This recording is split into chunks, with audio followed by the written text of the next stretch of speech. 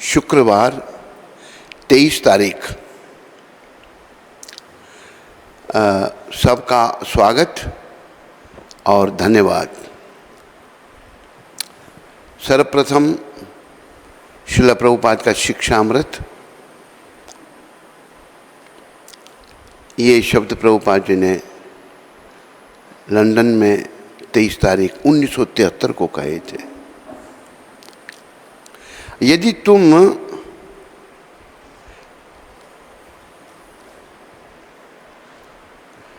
Typewriter को स्वर्ग में भी भेज दो तो फिर भी वह टाइपराइटर का ही काम करेगा, चाहे स्वर्ग में या नरक में।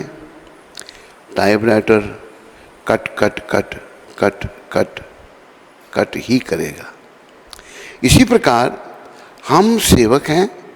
यदि तुम श्री कृष्ण के सेवक नहीं बनोगे तो तुम्हें अपनी पत्नी, अपने बच्चों, अपने संबंधियों, अपने देश, अपने राष्ट्र, अपने कुत्ते का सेवक बनना पड़ेगा। ये भी प्रभुपाद बड़ी दूर की बात कर रहे हैं। प्रभुपाद टाइपराइटर का उदाहरण दे रहे हैं। टाइपराइटर जो है, अगर वो स्वर्ग में चला जाता है तो उसने टाइपराइटर का ही काम करना है। वो है टाइपराइटर है, उसका काम ही टक टक करना है।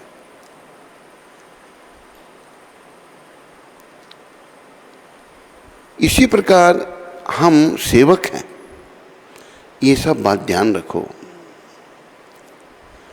हम लोग भगवान से क्यों बिछड़े थे? क्योंकि हमने सेवक ना बनकर स्वामी बनने का सोचा था। स्वामी मतलब मास्टर। इसलिए हमारा इस भौतिक जगत में, इस दुख रूपी संसार में पतन हो गया। तो कृष्ण भूलिया जीव भोग वंशा करे। हम सेवक हैं, सेवक का काम सेवा करना है। तो जीव भगवान को भूल करके भोगों में सुख ढूंढने लगा, भोग वंशा करे। तो जैसे जीव ने, हम सब जीवात्मा हैं, मैं आप ये वो सभी जीवात्मा हैं।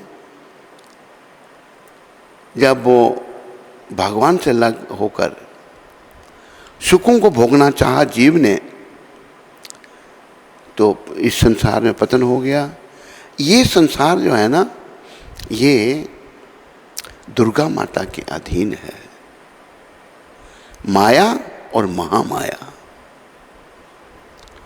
महामाया वैकुंठ लोक में और माया भौतिक जगत में।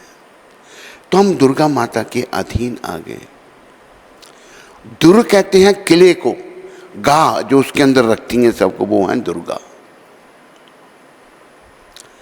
तो हम सब इस किले में हैं और दुर्गा माता के द्वारा दंडित हो रहे हैं। अगर हम श्री कृष्ण के सेवक बन जाते हैं तो फिर हम कृष्ण की सेवा करेंगे धाम में। अगर कृष्ण के सेवक नहीं बनते तो हमें अपनी पत्नी, बच्चों, संबंधियों, देश, राष्ट्र और कुत्ते का सेवक बनना पड़ेगा। तो इन सब की जो सेवा है ना, ये नाम जो प्रभुपाद ने बोले, इससे हमारी आत्मा संतुष्ट नहीं हो सकती। ये याद रखो, आत्मा असंतुष्ट रहेगी हमारी। और आत्मा संतुष्ट कैसे होगी? जब वो श्री कृष्ण की सेवक बनेगी। जब हम श्री कृष्ण के सेवक बन जाएंगे फिर हम संतुष्ट होंगे, फिर हमें किसी की सेवा करने की जरूरत नहीं और आनंद मंगल होगा। आनंदमया अभ्यासात। प्रभुपाद कृपा से कल मैंने आपको जगन्नाथ कथा में से अर्जुन मिश्र गीता पांडा की कथा सुनाई थी। प्रभुपाद कृपा से प्रेरणा हुई तो एक पॉइंट जो है मैं आपके सामने रखूंगा, आप सभी कृपया उसको ध्यान से सुनो। सारी माताएं, सारे बड़े, बच्चे, इंटरनेट में सुनने वाले। अर्जुन पांडा जो हैं, अर्जुन मिश्र, वो पूर्ण रूप से जगन्नाथ जी के भक्त हैं, पूर्ण रूप से हृदय से। तो भक्त हैं। 7 दिन तक बड़ी बारिश हुई, बेचारे मांग के खाते थे। और शास्त्र में लिखा ब्राह्मण मांग के खा सकता है, ब्राह्मण के लिए अनुमति है। मांग के खाते थे, बारिश हो रही है, कैसे जाएं खाने के लिए, मांगने के लिए। बच्चे हैं तो बच्चे भूखे हैं। जब वो नहीं जा पा रहे तो सोच रहे अच्छा है मैं अभी गीता पाठ करता रहूँगा, भजन करता रहूँगा। वो गीता के बड़े मर्मज्ञ थे। गीता भगवान की वाणी है, तो इसलिए उन लोगों ने उसका नाम गीता पांडा रख दिया था। गीता बड़े भाव से वो पढ़ते थे और गीता भगवान के मुखारबिंद से निकली है। तो क्या हुआ उससे? नहीं खाने पर भी शरीर है, हम अगर एक दिन नहीं खाएं तो परेशान हो जाते हैं। और नहीं खाने पर भी खुश हैं, जैसा कल वर्णन आया था कि और मैं गीता का पाठ करूंगा और भगवान का सिमरन करूंगा। लेकिन पत्नी जो है उनकी, ऐसे महान आत्मा की पत्नी, वो भी महान थी, पर वो भी अपने पति के लेवल पर नहीं पहुंची थी। गीता पांडा शांत हैं। उन बोला नहीं अभी बारिश हो रही है, बड़ी वृष्टि हो रही है, क्या करें? तो मैं और अपना वो भूख, पेट में भोजन नहीं जा रहा, लेकिन वो प्रसन्न है। इसका कारण क्या है? भक्ति के द्वारा उनमें संतोष आ गया है। पत्नी भी भक्त है, पर इतनी भक्त नहीं जितने गीता पांडा जी थे। उसमें संतोष नहीं था, उसको बच्चों की चिंता है, स्त्री चोला है। तो बार बार पति को कहे तुम नहीं कुछ लाओगे तो बच्चे भूख से मर जाएंगे। तो वो बताएं श्लोक, अनन्या चिंतयन्तो माम ये जना परिपासते तेषम नित्याभियुक्तानाम योगक्षेम भामियम। अनन्य मतलब अन्य किसी का नहीं, अनन्य भाव से जो मेरा भजन करता है उसका मैं रक्षा करता हूँ, उसकी मैं रक्षा करता हूँ। उसके पास जो है उसकी रक्षा करता हूँ, नहीं है तो उसको देता हूँ।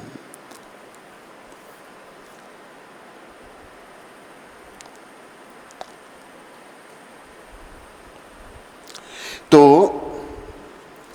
उनका पूरा भरोसा है। उनका भरोसा कैसे आया गीता में? क्योंकि उनकी आत्मा पूर्ण रूप से कृष्ण पर निर्भर है। वो देखो, एक बात और ध्यान रखो, जब कोई कष्ट आता है ना, इसे भी भक्त भगवान की कृपा समझते हैं। और देखो मैं आपको बताऊं, मैंने अपनी आत्मा अपनी आंखों से देखा। ये जो महान आत्मा गुरु महाराज यहाँ विराजमान है, इनको बड़े कष्ट आए। कैसे? मैं आपको बताऊं, एक दिन मैं उनके चरण सेवा कर रहा था, उन्होंने ये कहा, मतलब शरीर में अभी ये जो मसल्स हैं, क्या कहते हैं मसलों को, हैं मांसपेशियां, ये खत्म हो चुकी थी, केवल हड्डियां थी। तो ऐसी हालत में ये हड्डियां चुभती हैं, बड़ी बहुत कष्ट देती हैं। उन्होंने मुझे अवगत करवाया इस बात से, लेकिन उनके चेहरे पर कोई मलाल नहीं था। उन्होंने उस कष्ट को भी भगवान की कृपा समझी। पर एक प्रश्न दूसरा किसी के मन में आ सकता है, भाई इतने महान भक्त थे तो उनको क्यों कष्ट इतने? ऐसी महान आत्मा जो है ना, इसका उत्तर भी प्रभुपाद जी ने मेरे को दिया था। मैंने अपनी अज्ञानता से उनको पूछा एक दिन, स्वास्थ्य ठीक नहीं था उनका। मैंने कहा प्रभुपाद आप बीमार क्यों हैं? मेरे मन में ये आया कि इतने महान, पहले ये भी मेरे मन में आ चुका था, इन्हीं की कृपा से, गौर निताय पंचतत्व राधा कृष्ण की कृपा से, ये एक बड़ी उच्च कोटि की आत्मा, बड़े महान संत हैं। क्योंकि मैंने पहले भी संतों को देखा था, साधु वेश में बहुत सारी आत्माएं देखी थी, लेकिन जो अनुभव मुझे प्रभुपाद के चरणों में हुआ वो कहीं नहीं हुआ। ये मेरे मन में कोई शंका नहीं। फिर मैं सोचूं भाई इनको इतना कष्ट क्यों? एक वक्त तब इतना कष्ट नहीं था, आखिरी दिनों का कष्ट नहीं, उससे पहले की बात है। मैंने पूछा उनको, मैंने कहा प्रभुपाद आप बीमार क्यों हैं? और मन में ये बात है कि ऐसे महान आत्माओं को बीमार नहीं होना चाहिए। तो उन्होंने क्या उत्तर दिया मेरे को, तुम्हारे कारण हम बीमार हैं। क्या हमारा क्या कारण है? कहते मैंने ये जो शिष्य बना रखे हैं इनके पाप, सच्चे संत जो है ना वो शिष्यों के पाप लेते हैं ऊपर।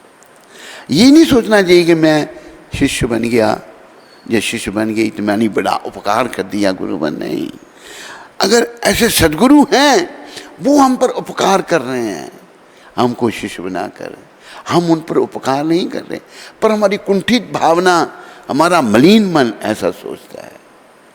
ये तुम्हारे कारण शिष्यों के पाप जो हैं सदगुरुदेव सब नहीं ले सकते, बड़ी महान आत्माएं, और फिर उन पर असर भी होता है देखने में जैसे मैंने देखा, लेकिन उनकी मानसिकता पर कोई परिवर्तन नहीं। उनकी मानसिकता, 2-3 कष्ट मैंने प्रभुपाद जी के देखे, वो पर वो वैसे बिल्कुल जैसे अंग्रेजी में नॉर्मल कहते हैं, सामान्य है। जैसे हमें थोड़ा कष्ट होता हम दुखी हो जाते हैं, कई बार हम चिल्लाने लग पड़ते हैं, रोने लग पड़ेंगे, बड़ा कष्ट हो रहा है मेरे को। लेकिन महापुरुष जो भक्ति से ओतप्रोत हैं और भक्ति माँ की कृपा से जिनकी आत्मा बिल्कुल संतुष्ट हो चुकी है, संतोष उनको पूरा है। एक दोहा मुझे याद आया संतोष के बारे में, ये बड़ा सुंदर दोहा संत कबीर जी ने कहा है। क्या है क्या कहा है? गौधन गजधन बाजीधन, बाजी क्या हुआ है? बड़ा हाँ, गौधन गजधन बाजीधन, गाय का धन बहुत बड़ा धन है, सबसे बड़ा धन गाय धन है। जैसे नंद बाबा के पास 9 लाख गाय थी, 9 लाख। गौ का धन सबसे बड़ा धन, गौ गज, और उससे बड़ा उसके बाद हाथी का धन। हाथी गरीब आदमी नहीं रख सकता, हाथी कितना 2 मन रोज खाता है, इतना बड़ा शरीर है। और उनको बड़े बड़े संत महात्मा या फिर राजा लोग रखते हैं हाथियों को, आम आदमी कहाँ हाथी रख सकता है? आम आदमियों के लिए गाय पालना भी मुश्किल हो जाता है, गाय भी खाते हैं, उसको खिलाना, सेवा करनी है। गौधन गजधन बाजीधन, बाजी कहते हैं घोड़े को, बाजी घोड़े को कहते, कहाँ लिखा है? जो घोड़े का धन, घोड़े भी जो हैं वही बड़े कीमती होते हैं, जैसा घोड़ा होगा वैसी कीमती। गोधन गजधन बाजीधन, और रतन, रतन जो हैं अनमोल रतन, बड़े कीमती रतन होते हैं जिनकी अनमोल होते हैं, उनकी वैल्यू, उनका मूल्यांकन कोई नहीं कर सकता। और रतन धन खान, रतन की खान है, धन है, उसके पास इतना धन है कि खान रतन की उसके पास है, लेकिन वो संतुष्ट नहीं है। जो आवे संतोष धन, जब संतोष रूपी धन आएगा सब धन धूल समान, सारे धन मिट्टी के समान हो जाते हैं। और संतोष धन कैसे आएगा? जैसे अर्जुन पांडा में था, गरीब हैं, मांग कर खाते हैं, नहीं मिला खाने के लिए, संतोष है। और भगवान दिखाते हैं ऐसी लीलाएं, पत्नी जो है दुखी है, बच्चे बिलबिला रहे हैं, कल के प्रसंग में आया था, बच्चे मर जाएंगे, बिलबिला रहे हैं, तुम नहीं जाओगे तो कहते हैं अनन्य चिंतयन्तो माम, ये श्लोक बोलते थे। किंतु जो लोग अनन्य भाव, अनन्य मतलब और किसी अन्य का नहीं, भाव से मेरा दिव्य स्वरूप का ध्यान करते हैं, निरंतर मेरी पूजा करते हैं, उनकी जो आवश्यकताएं होती हैं उन्हें मैं पूरा करता हूँ, उनकी आवश्यकताओं को पूरा करता हूँ और जो कुछ उनके पास है उसकी रक्षा करता हूँ। आवश्यकताओं को पूरा करते हैं, जो है उसकी रक्षा करते हैं। तो पत्नी को गुस्सा आया, हम इतने दिन से 7 दिन से बृष्टि और भी दिन हो गए तो बच्चे भूखे मर रहे, क्या भगवान झूठ कहा। उसने निकाला अपना पेन लिया, ये जो शब्द थे भगवान के उनको खरीद दिया, एक गलत हैं। तो भगवान देखो बताते हैं, भगवान हमारे ठाकुर कैसे हैं, कृष्ण भगवान कैसे हैं, जगन्नाथ भगवान कैसे हैं। जगन्नाथ भगवान अपने बड़े भाई बलदेव जी के साथ रहते हैं, जो अनंत शेष के अवतार हैं। दोनों भाई आ गए, सांवले रंग के कृष्ण जगन्नाथ और गोरे रंग के दूध का रंग वो बलदेव जी महाराज का है।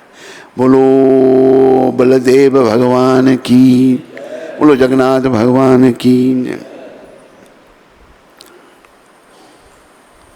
और ये याद रखो, जगन्नाथ जी से मिलाने वाले बलदेव हैं, बलदेव जी की कृपा चाहिए हमको। दोनों आगे दस्तक दिया, दरवाजा खड़खड़ाया, पत्नी ने दरवाजा खोला, लेटे हुए थे बेचारे, बिना आए नहीं कुछ खाने के लिए, गरीबी है। लेटे हुए पत्नी में लेटी हुई देखा, आया, हाँ। कहते हैं कि ये सामान ले लो, जिसमें खाने पीने का सामान है, ये ले लो, आप भोजन बना के पा लेना। तो पत्नी ने कहा आप बैठो। इतनी देखो वो भी महान आत्मा थी, मैंने पहले ही कहा, पर इतनी महान नहीं थी जितने उनके पति थे। वो कहती है अब बैठो, मैं भोजन बनाती हूँ, आप भी भोजन करके जाओ। तो कहते नहीं।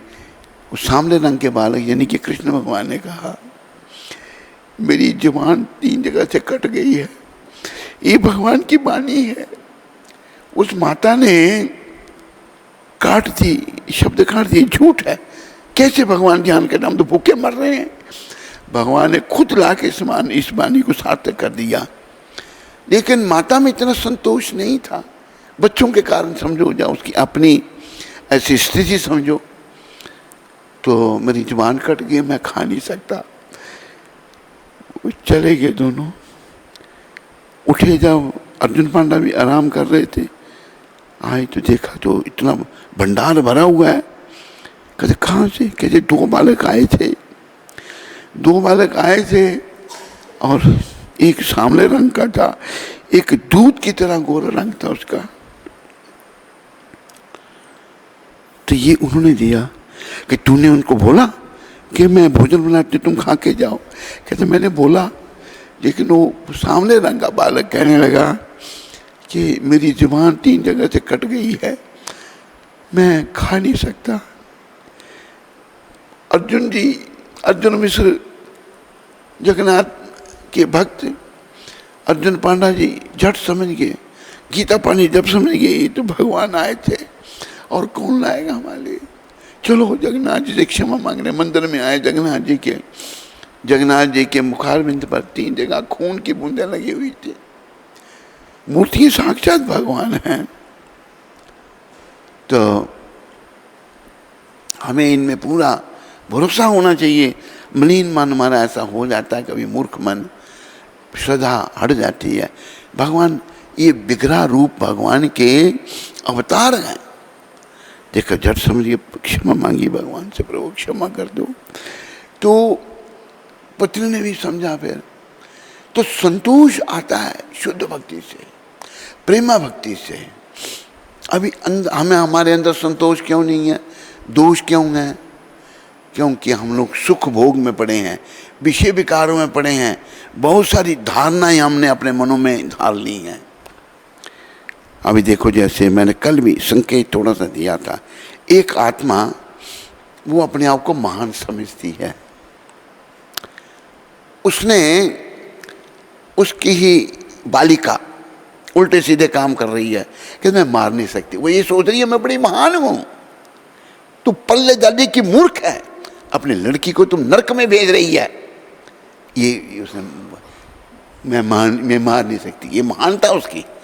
उसको तू मारेगा, उसको यमदूत मारेंगे, तूने नहीं मारा। मैंने फिर उसको बताया,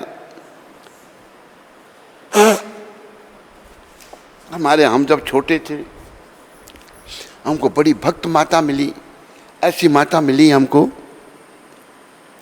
हम छोटे, मुझे याद है इस बात की घटना पूरी याद है। दिवाली थी, पटाखे चला रहे थे हम घर में सबसे छोटे। एक पटाखा चला, फुस हो गया, नहीं चला।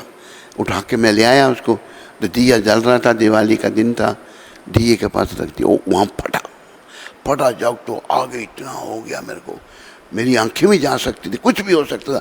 और माता ने देख लिया, माता झटा इतने जोर से मुझे थप्पड़ मारा, आज तक मुझे याद है। लेकिन ये बड़ी ध्यान में मैं मार नहीं सकती, बड़ी महान तेरी दुर्गति, सदगति नहीं तेरी। और बच्ची अभी छोटी उम्र है लेकिन बुराइयों की तरफ जा रही है, क्योंकि माँ उसको महान मिली, मार नहीं सकती। तो ये बातें हमें समझनी हैं, नहीं समझेंगे तो यमदूत मारेंगे हमको। इसलिए हमारे शास्त्रों में कहा है 5 से लेकर 16 साल की अवस्था को डांटना चाहिए, मारना चाहिए, शास्त्र में लिखा है। 5 साल से पहले बच्चा छोटा है, वो नहीं समझता। 5 साल के बाद, या कभी बच्चे जल्दी आजकल समझने लगते हैं, उनको समझाना है, क्योंकि बुराई स्वाभाविक हम में आती है, बुराई को कहीं लाने नहीं जाना, बुराइयों की तरफ मन हमारा स्वाभाविक जाता है। बच्चे उदंड स्वाभाविक होते हैं, लेकिन अगर हमें अच्छे माँ बाप मिलते हैं तो वो हमें समझाते हैं। एक बार और मुझे श्री से पिता भी ऐसे मिले, वो भी नेक आत्मा थे। एक बार हम दोनों भाइयों का झगड़ा हुआ। मेरे से बड़ा भाई जो है बड़ा मेरे साथ ईर्ष्या करता था, और मैं उसकी ईर्ष्या सहन नहीं कर सकता था। कई बार कई घटनाएं घटी। एक बार हमारी लड़ाई हुई, आपस में हाथापाई, वो मेरे को मार रहा है, मैं उसको मार रहा हूँ। तो श्री से पिता वहाँ आ गए, दोनों को लड़ते, उन्होंने नहीं कि एक को मारा, एक मेरे सर पर लगाई इतने जोर से, एक उसके सर पर लगाई, दोनों के सरों पर, जो मुझे इतने, फिर वो कहते मेरा हाथ में अभी दर्द हो रही है, इतने जोर से मारा। तो अच्छे माता पिता सुधारते हैं संतान को, और मूर्ख माता मैं मार नहीं सकती, तू बड़ी महान है ना, बहुत महान है तू, कर्म देख अपने क्या किए हैं जीवन में। लेकिन जब तक कुछ, अगर कुछ समझाने वाला मिलता है, हमने समझना भी है। देखो ये भी भाग्य से कोई मिलता है समझाने वाला। मैंने ये गुरुदेव को शब्द कहे थे, पहले भी मैंने आपको बताए थे। प्रभुपाद जी को मैंने एक बार पूछा, मैंने प्रभुपाद आप जब हमसे नाराज होते हैं हमें क्या करना चाहिए? प्रभुपाद कहते तुम्हें हंसना चाहिए, ये शब्द थे उनके, यू शुड लाफ। मैंने कहा प्रभुपाद ऐसा क्यों? कि देखो इतने लोग दुनिया में हैं, सब पाप कर्म कर रहे हैं, दुनिया पाप कर्मों में लगी ही है, उल्टे सीधे काम कर रहे हैं, उनको कोई समझाता है? जब शिष्य को गुरु समझाता है, उस आत्मा पर कृष्ण की कृपा हो रही है। कृष्ण गुरु के माध्यम से कार्य करते हैं, इसलिए गुरु और कृष्ण कहा है, ये भी संत समझा रहे हैं, गुरु गोविंद दोनों खड़े, बोलो काके लागू पाए। गुरु गोविंद दोनों आ गए मेरे सामने, मैं किसके चरण छूऊं पहले? लेकिन संत क्या कह रहे हैं? कबीर जी का ही दुआ है, उन्होंने कहा बलिहारी गुरुदेव की बलि गोविंद दियो मिलाए।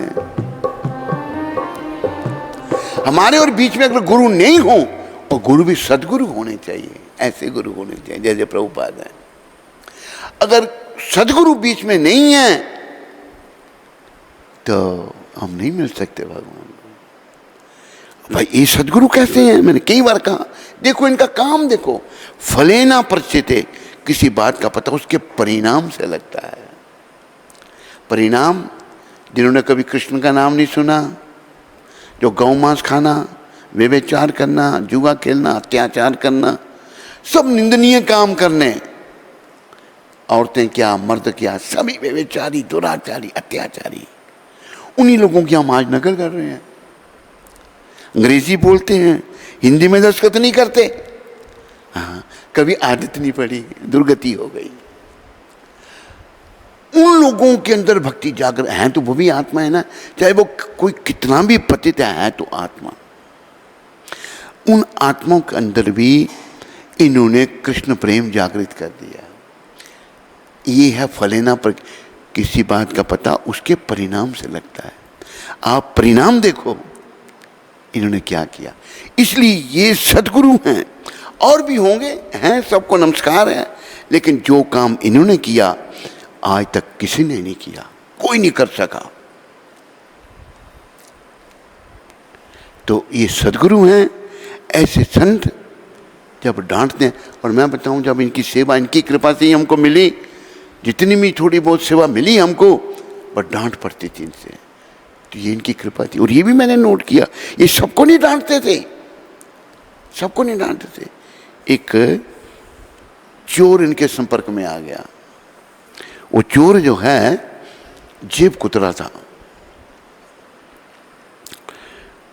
चोर इनके संपर्क में आ गया तो जेल में था, वो जेब कुतरता था और वो पकड़ा गया, जेल में था। तो जेल में मैगजीन आ गई प्रभुपाद जी की। जेल में बांटते, वो भी लोग हैं तो आत्मा है, चाहे वो क्रिमिनल हैं, कैदी हैं, उनका भी कल्याण होना चाहिए। तो मैगजीन बांटी, तो कुतरे के जेब कुतरे के पास मैगजीन आ गई। उसने प्रभुपाद जी के हाथ में पड़ी हुई घड़ी देखी। प्रभुपाद जी को अच्छी अच्छी घड़ी उनके भक्त देते थे। तो फिर कुछ समय तक वो जेब कुतरा जेल में था। जेल से जब बाहर निकला तो उसने बोला ये मैंने स्वामी की घड़ी मारनी है, घड़ी लेनी है, बड़ी कीमती घड़ी है। आ गया स्वामी जी के पास, आया घड़ी मारने के लिए। स्वामी जी ने उसके दिल को मार लिया, वक्त बना दिया उसको। तो मैंने देखा कि प्रभुपाद जी उसको नहीं डांटते थे कि जी ये जेब कुतरा इसको डांटा फिर भाग जाएगा या फिर वो बुरे कर्म करने लग पड़ेगा। एक दिन मैंने पूछा प्रभुपाद को, मुझे कहते हैं एक चोर भक्त बना। मैंने कहा प्रभुपाद कौन? कहते नाम नहीं बताऊंगा, कि पर मैं उसे घृणा ना करूं कि वो चोर का धीरे धीरे प्रगति होती है, वो चला जाएगा। नाम नहीं बताया, पता लग गया फिर बाद में। तो मैंने किसी को डांटा तो वो लड़कियों के चक्कर में था, छोटा है वो, लेकिन उल्टे सीधे काम कर रहा है, चिट्ठियाँ लिख रहा है। माँ के कोई माँ बाप का कोई माँ का ज़्यादा संस्कार नहीं। तो मैंने उसको डांटा। उस चिट्ठी लिखने वाले ने उस चोर से बात की। वो मेरे कहा क्यों डांटा आपने इसको? मैंने कहा इसने ये देखो चिट्ठी लिखी थी, ठीक किया। कहता बच्चा है पर इसको डांटना नहीं चाहिए। वो भी उसी की तरह जो अपने बच्चे को मार नहीं सकती। मैंने कहा प्रभुपाद ने तो मेरे को बहुत डांटा। कहता मेरे को नहीं डांटा।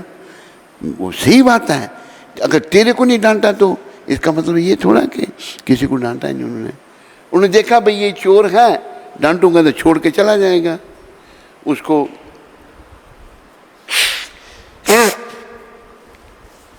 प्रभुपाद की शरण में आने का लाभ तो होगा ना, प्रगति होगी। इस जन्म में वो नई धाम में जाना चाहता है, दुर्भाग्य अगला जन्म उसका अच्छा होगा। तो प्रभुपाद ये कह रहे हैं कि हमें अपनी भावना का परिवर्तन करना है, अपनी सोई हुई चेतना को जागृत करना है, कृष्ण भावना से भावित होना है।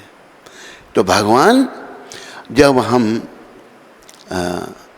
भक्ति रूपी लता का बीज हमारा स्फुटित होकर लता बढ़ती बढ़ती गौलोक धाम में पहुंच जाती है, कृष्ण के चरणों में लिपट जाती है। वो भक्त यहाँ रहता हुआ भी गौलोक धाम में है, भक्ति लता के द्वारा उसका लिंक हो गया है भगवान से। तो ऐसे ही अर्जुन मिश्रा थे, गीता पांडा थे, भगवान से समझ पूरा संतोष था। पत्नी अभी इतनी आगे नहीं बढ़ी थी, वो भी महान है, पति उनके महान हैं, लेकिन वो नहीं समझ सकी इस बात को कि अनन्या चिंतयन्तो माम। वो उसने काट दिया और भगवान ने उसको सिद्ध कर दिया आगे परमपिता सारा सामान लेकर के। तो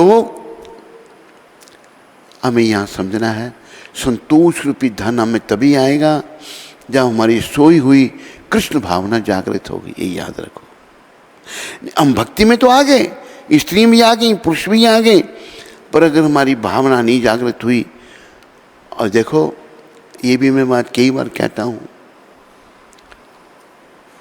हमने अपनी आयु वृद्धि में कुछ नहीं करना, बिना कुछ किए मेरी आयु वृद्धि हो रही है, कल का दिन मेरे दिन जीवन से चला गया, मैं मृत्यु के एक दिन निकट आ गया, अब सभी आ गए, इसके लिए कुछ करना नहीं है। लेकिन भक्ति वृद्धि के लिए प्रयास करना पड़ेगा भाई। ऐसे भक्ति वृद्धि नहीं होगी जैसे आयु की वृद्धि हो रही है। मुझे पता नहीं कब मेरी मृत्यु आ जाएगी, जरूरी नहीं है। अभी देखो 75 साल उम्र है मेरी, बहुत उम्र है, कभी भी आ सकती है। 70 साल के, 60 साल के, 65 साल के चले जाते हैं, कब आ जाएगी नहीं पता। और ये भी नहीं सोचना चाहिए हमको। यही प्रभुपाद जी के माध्यम से मैं उदाहरण देता हूँ। प्रभुपाद जो कदम कदम पर सुधार करते थे, एक कोई घोड़ा, उसने देखा प्रभुपाद जी को, प्रभुपाद अभी कमज़ोर हैं, उनको उठा कर ले जाया जाता है, चल नहीं सकते। घोड़ा कहता है, अंग्रेजी में कह रहा है, ओह प्रभुपाद यू लाइक दिस। उसका मन एकदम प्रभुपाद ने देख लिया, एकदम उसको कहते हैं कि you are not going to grow old, तुम बूढ़े नहीं हो गए। एकदम वो चौंक पड़ा कि मैंने मन में सोचा, हम अपनी मूर्खता से, कुंठित मन से सोचते हैं ना, ये ऐसे क्यों होंगे। अरे हम सबको पता नहीं हमारी क्या गति होगी, वृद्धावस्था में क्या गति होगी, दूसरों के लिए दुखी है, इसको दुख होने लगना चाहिए। और अरे तेरी क्या गति होगी तो समय बताएगा। हम दूसरों के लिए कह देते हैं बड़ी बातें, लेकिन अपनी गति को हम भूल जाते हैं। ये ऐसे संतों की कृपा से अपनी गति को याद रखना है। वो याद आएगी जब संतोष रूपी धन आएगा। संतोष रूपी धन जो श्रीला अर्जुन मिश्र जी को प्राप्त था, भूखे रहने पर भी वो बस भगवान का ही चिंतन करते थे, गीता का पाठ करते रहते थे। पत्नी अब संतोष रूपी धन को नहीं प्राप्त कर सकी थी, गीता पर कांटे मार दिए और भगवान ने सिद्ध कर दिया कि ये मेरी वाणी है, मेरे मुखारबिंद से। हम जब बोलते हैं तो जीवा काम करती है ना, ये भगवान की जीवा से, भगवान के मुखारबिंद से, कम रूपी मुखारबिंद से शब्द निकले हैं। तो संतोष रूपी धन आएगा प्रेमा भक्ति के द्वारा, बुराइयों को बनाए रखने के द्वारा नहीं। मेरे पूरे जीवन में चाहे कितनी बुराइयां रहें, आज देखो ऐसे हैं, पति पत्नी को कहता है पेट में अगर बच्चा गया मार दो, ठीक है अच्छी बात है, पत्नी ने ऐसे पति को छोड़ दिया, कोई दोष नहीं, वो पाप कर्म कर रहा है, तुम क्यों उसमें सहभागी बनती है। लेकिन पापों का फल तो तेरे सर पर भी अभी है, ये अच्छा किया। पति मूर्ख है, स्त्री पुरुष ने सुख भोगा, इंद्रियों का तर्पण किया, बच्चा पेट में जाओ मार दो, इससे बड़ा कोई पाप ही नहीं, महापाप। और आज हमारी हिंदू जनता इसमें लिप्त हो चुकी है विमूढ़ शासनकर्ताओं के कारण। करोड़ों बच्चे, हिंदू बच्चे भारत में मारे गए हैं, करोड़ों, एक नहीं, दो चार नहीं। और बस सुख भोगो, और यही तो नरक का द्वार है। लेकिन संतान नहीं चाहिए। अगर सुख चाहिए तो संतान, भौतिक सुख चाहिए, भोगों को तुमने भोगना है, संतान अगर पेट में है तो इसका पालन भी करना है, ना कि सुख भोगा तूने और बच्चा मार दो। अरे पे तेरे जैसा पापी कोई नहीं है, तू महापापी है। चाहे स्त्री चोले में तू आत्मा है, चाहे पुरुष के चोले में है, तेरी दुर्गति होगी, तेरी सदगति नहीं हो सकती। हाँ, अगर तू अभी भी अपने पापों का प्रायश्चित कर दे तो भगवान क्षमा करते हैं। ये भी मैं बताया था आपको, अपि चेतस दुराचारो भजते माम अनन्य भाग साधु रेप समन्तव्य सम्यक व्यवस्थो की सा। जो कितना दुराचारी है, बड़ा पाप किया है, एक याद रखो, अगर मेरी बुद्धि मलिन है तो इसका कारण मेरे पाप हैं और कुछ नहीं है। पाप कहाँ से आते हैं? विषय विकारों से, स्त्री चिंतन से, पुरुष के चिंतन से, विषयों को भोगने से। इसलिए वो भजन बड़ा अच्छा है हिंदी का ही, विषयों के राही अब रुक जा, चोला तुझे मिला इंसान का। तूने पशु पक्षी के शरीर में क्या विषयों को नहीं भोगा? सुअर कुत्ते ने विषयों को नहीं भोगा? सुअर कुत्ते के लिए माँ बहन, ये कई बार मैं कहता हूँ, बेटी का कोई भेदभाव नहीं। सुअर के लिए माँ भी पत्नी, बहन भी पत्नी, बेटी भी पत्नी। मनुष्य शरीर में तू इसी चीज़ों में पड़ा रहा तो बस भाई, तो तेरा दुर्भाग्य है, तुमको फिर नरक भोगना पड़ेगा। हर शरीर में हमने विषयों को भोगा। कुत्ता बिल्ली का विषयों को नहीं भोगते। देखो जरा, संत समझा रहे हैं, प्रभुपाद समझा रहे हैं। तो संतोष आएगा प्रेमा भक्ति से, निष्काम भक्ति से। कोई कितना भी पतित क्यों नहीं है, वो भी भक्ति कर सकता है, वो भी भक्त बन सकता है। कितना भी पतित क्यों ना हो, पर उस मन में इच्छा तो जागृत करे। उसके मन में इच्छा ही नहीं है, नहीं मैं नहीं बनना चाहता भक्त। तेरी इच्छा भैया, दुख तेरे को भोगने पड़ेंगे। भगवान समझा रहे हैं, उनके भक्त समझा रहे हैं। भगवान भी आते हैं, समझा कर लीला करके धाम को चले जाते हैं। उनके भक्त प्रभुपाद जी जैसे महान आत्मा वो भी आती हैं, बड़ी कठिनाई सहन करते हैं, तपस्या करते हैं।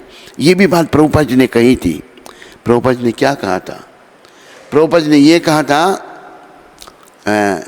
जब वो मूड में होते थे, मनोभाव में होते थे, उन्होंने कहा था एक हमारे गुरु भाई को कि मेरे को कृष्ण भगवान ने कहा तो पृथ्वी पर जाओ, अंग्रेजी में वार्तालाप हो रहा है, तो पृथ्वी पर जाओ और प्रचार करो। पहली बात, कृष्ण भगवान को कितनी चिंता है हमारी, हम पतितों की कितनी चिंता है भगवान को। प्रभुपाद उसको मनोभाव में कह रहे हैं, मूड में कह रहे हैं। मैंने कहा मैं नहीं जाऊंगा वहाँ, बेकार है सब कुछ। भगवान कहते हैं नहीं नहीं तुम जाओ, मैं सब कुछ ठीक कर दूंगा, सब इंतजाम कर दूंगा। अच्छा प्रभु आपकी इच्छा है तो मैं जाता हूँ। कितना कष्ट प्रभुपाद ने सहन किया, हम और आप सोच भी नहीं सकते, क्योंकि मन हमारा विषय विकारों में पड़ा हुआ है ना। प्रभुपाद जी गुरु आज्ञा पालन करने के लिए अभी जा रहे हैं प्रिंटर के पास। प्रिंटर था जैन, दिल्ली में पैम्पलेट छापते थे। गुरु ने कहा कि तेरे पास पैसे आए तो पुस्तकें छापना और लोगों में बांटना।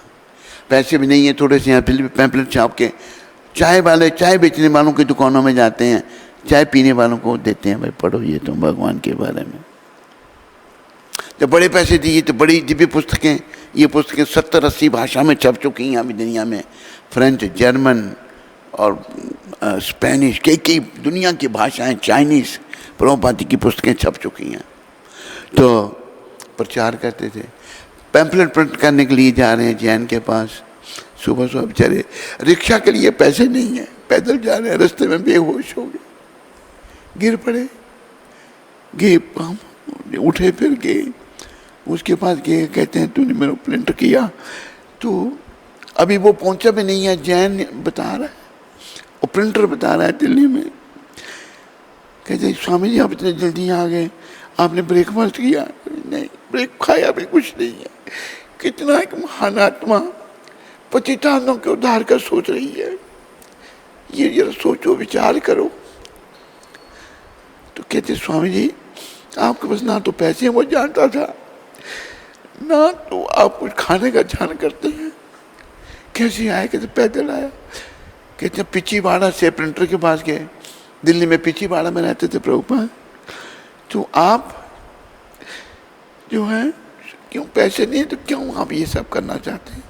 मेरे गुरु की आ गया, कितनी गुरु भक्ति उनमें थी। अब मैं तो गुरु भक्ति है ही नहीं, तो गुरु ने मेरे को ऐसा आदेश दिया।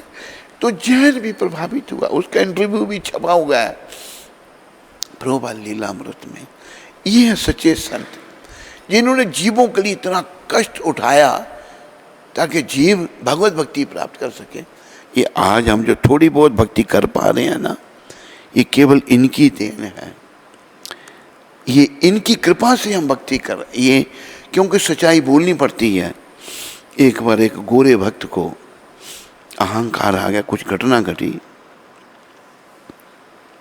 प्रभुपाद ने एक शब्द कहे कि तुम ये मत सोचो कि तेरे को पूर्व जन्म के कर्म थे कि तू भक्त बना आज, ये मेरी कृपा से तुम भक्ति में लगे हो। सच्चाई नहीं बताई तो मूर्खों को समझ कैसे आएगी? इसमें अहम नहीं है उनको। मैंने प्रभुपाद जी में बिल्कुल अहम नहीं देखा, विनम्रता की मूर्ति देखा उनको मैंने, बिल्कुल अहम भाव उनमें नहीं था। विनम्रता की मूर्ति थे और सदा दूसरों के कल्याण के चिंतन में लगे हुए हैं। तो ये है संतों की वाणी। इन्होंने ये समझना हमने, और संतोष धन आएगा जो उन्होंने भक्ति दी, प्रेमा भक्ति दी प्रभुपाद जी ने। भक्ति कैसी? प्रेमा भक्ति। प्रेमा भक्ति कैसी? मैं सेवा तो कर रहा हूँ भगवान की, बदले में कुछ नहीं चाहिए। अभी मैंने पत्र लिखा प्रभुपाद जी की शिक्षाओं को सब जगह भेजा। उनमें से एक कहता कि यह संभव नहीं है कि हम बिना पैसे के काम करें। इतना मन कुंठित हो चुका है। एक कह रहा है कि नहीं, ये संभव नहीं है। मन मलिन हो चुका है ना मन। लेकिन मन अगर शुद्ध नहीं हम करेंगे, शुद्धि की तरफ नहीं जाएंगे, तो भैया फिर हम नरक में तो हैं ही। प्रकाश में नहीं जाएंगे तो अंधकार में तो हैं ही। संतोष रूपी धन निष्काम भक्ति से आएगा। पहले मैंने बड़े बुरे काम किए, विषय विकारों में लगा रहा या लगी रही, अभी तुम भक्ति कर तो भगवान जरूर कृपा करेंगे। उन्होंने कहा है कि कितना दुराचार तूने पहले किया है, तो अभी मेरे तो भक्ति अगर करता है या करती है तो मैं वो साधु समझना चाहिए उसको। साधु आत्मा स्त्री चोले में भी हो सकती है, पुरुष के चोले में भी हो सकती है। साधु रेव समन्ता व्या समयक व्यवस्थो शीशा। तो हमें संतोष रूपी धन लाना है प्रेमा भक्ति के द्वारा। ये बड़ा सुंदर उदाहरण है प्रभुपाद की प्रेरणा से मैं आपको बता रहा हूँ, अर्जुन मिश्र जी का। और प्रभुपाद जी ने भी अपने मुखारबिंद से मैंने सुनी है, उनकी टेप सुनी थी। अर्जुन मिश्र की कथा सुनाई थी उन्होंने कि बड़ी अच्छी कथा है। तो अर्जुन मिश्र जो थे भगवान के अनन्य भक्त थे, संतोष रूपी धन वो प्राप्त कर चुके थे और उनको बिना खाए भी बस कोई चिंता नहीं थी। तो याद रखो, दूसरा नुक्ता ये है कि भक्ति करनी है तभी हमारे दोष सारे निकलेंगे। निष्काम भक्ति पर दोष धीरे धीरे निकलेंगे। और याद रखो, जब तक अपराध बने रहे ना तब तक दोष नहीं निकलेंगे। चाहे निष्काम भक्ति मेरी है, अगर मैं साथ में अपराध भी करता जाता हूं तो दोष नहीं निकलेंगे। नित्यानंद भगवान को प्रस्तुत कर रहे हैं एक भजन में हमारे बड़े महान आचार्य भक्ति मनोहर ठाकुर। वो कह रहे हैं, नित्यानंद भगवान वो उनसे बातें करने वाले हैं। उन्होंने क्या लिखा है? नित्यानंद प्रभु कह रहे हैं, अपराधा शून्य हो लहो कृष्ण नाम। अपराधों से मुक्त होकर कृष्ण का नाम लो। नाम तो कई जपते हैं, रोज सुबह कहते हैं हम, बहु जन्म करे यदि श्रवण कीर्तन तबु तन पाए कृष्ण पदे प्रेमाधन। अगर तुम बहु जन्म तक कृष्ण नाम का जप कीर्तन करते हो और अगर तुम अपने आप को 10 नाम अपराधों से नहीं बचाते, तुम्हें प्रेम रूपी धन की प्राप्ति नहीं हो सकती। अपराधों से बचना है।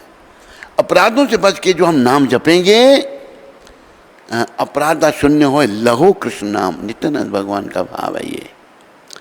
कृष्ण माता, कृष्ण पिता, कृष्ण दान प्राण। अपराधों से मुक्त होकर तुम कृष्ण का नाम लोगे तो तुम्हें समझ आएगा, धीरे धीरे तेरी शुद्धि होगी, फिर तुम प्रेम रूपी धन को पाओगे। तेरे में संतोष आ जाएगा। तेरे शरीर का अगर कोई टुकड़े भी कर देगा ना, तुम्हें कष्ट नहीं होगा, क्योंकि तुम संतोष रूपी धन को प्राप्त कर चुके हो। जैसे जयदेव गोस्वामी के हाथ पांव काट दिए थे दुष्टों ने, पापियों ने, लेकिन उस अवस्था में भी उनके चेहरे पर कोई मलाल नहीं था, चेहरे पर रौनक थी और भगवान का सिमरन कर रहे थे वो।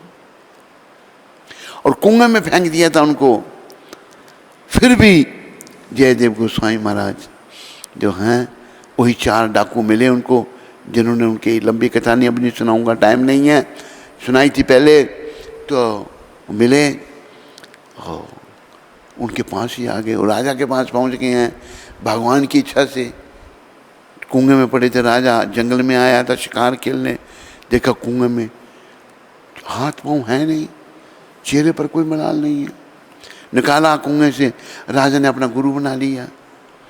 वो दुष्ट भी मिल गए, लेकिन दुष्टता ही अपनी दुष्टता ही नहीं छोड़ रहा, तो सज्जन को अपनी सज्जनता ही नहीं छोड़नी चाहिए। जयदेव गोस्वामी महाराज ने अपनी सज्जनता ही नहीं छोड़ी। उनको धन संपत्ति दी, वो इतने मलिन मन हो चुके थे।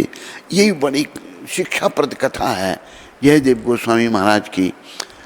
उनके मन इतने गंदे हो चुके थे कि वो फिर भी उनकी आलोचना करते रहे, झूठी बातें बोलते रहे उनके बारे में। भगवान से ये सहन नहीं हुआ, धरती फटी और चारों डाकू, चारों चोर, चारों पतितात्मा पृथ्वी में धंस गई और वो चारों मर गए। तो भगवान के भक्त याद रखो, दुष्ट अगर अपनी दुष्टता ही नहीं छोड़ता, हमें अपनी सज्जनता ही नहीं छोड़नी है। बिच्छू की कथा, बिच्छू पानी में पड़ गया था, खुशकी का जीव है। संत नहा रहे देखा पानी में बिच्छू पड़ गया, उठाया बचाने के लिए, संत हैं। बिच्छू ने काट दिया, डंक लगा दिया, दर्द हुई, छूट गया। फिर उठाया, फिर उसने डंक लगा दिया, फिर छूट गया। उठा रहे हैं और डंक लगा रहा है, छूट जा रहा है। कोई पास में खड़ा कर, महाराज ये क्या कर रहे हैं आप, ये आपको पापी जीव मरने दो, इसको जाने दो, क्यों बचा रहे हैं इसको आप? वो डंक मार रहा है, आप उसको बचाना चाहते हैं। तो संत ने कहा, भाई अगर दुष्ट अपनी दुष्टताएं नहीं छोड़ता, हम अपनी सज्जनताएं क्यों छोड़ दें? उसका स्वभाव है दुष्टताएं करना, मेरा काम है उसको बचाना। ऐसे होती है महान आत्मा, और ये वैसी ही आत्मा थी। इनके चरण चिन्हों पर चलकर, इनकी शिक्षाओं पर चलकर अगर पूरी नहीं, थोड़ी बहुत भी हम चल पाएंगे ना, हम भी नरकों में जाने से बच सकते हैं, केवल इनकी कृपा से, केवल इनकी कृपा से। क्योंकि इनका उदाहरण संसार के सामने है, और इनकी कृपा से ही मैं इनको देख भी पाया। पहले कृष्ण की कृपा थी, कृष्ण भगवान ने मुझको यहाँ से उठाया, कैसे कार्य किया, यहाँ से दूसरे नगर में ले गए, और ले गए फिर दिल्ली में ले गए, दिल्ली में घुमाया फिराया, फिर इनसे मिला दिया। सब कृष्ण की कृपा थी। इनको देखा, इनकी कृपा मिली। ये संत ही हमारा कल्याण कर सकते हैं। और भी होंगे, वो कुछ लोगों का कल्याण कर रहे होंगे, पर इनकी कृपा से सारी दुनिया का कल्याण हो सकता है, और हो रहा है। कमियां आ रही हैं, लेकिन हमें इनके अच्छे सेवक बनकर इनकी शिक्षाओं को आगे बढ़ाना है, तो हमारा भी कल्याण होगा। बोलो पतित पावन शिला प्रभुपाद की। अगर इस विषय में किसी को कोई प्रश्न हो तो बाद में पूछ सकता है। जय जय जय प्रभु।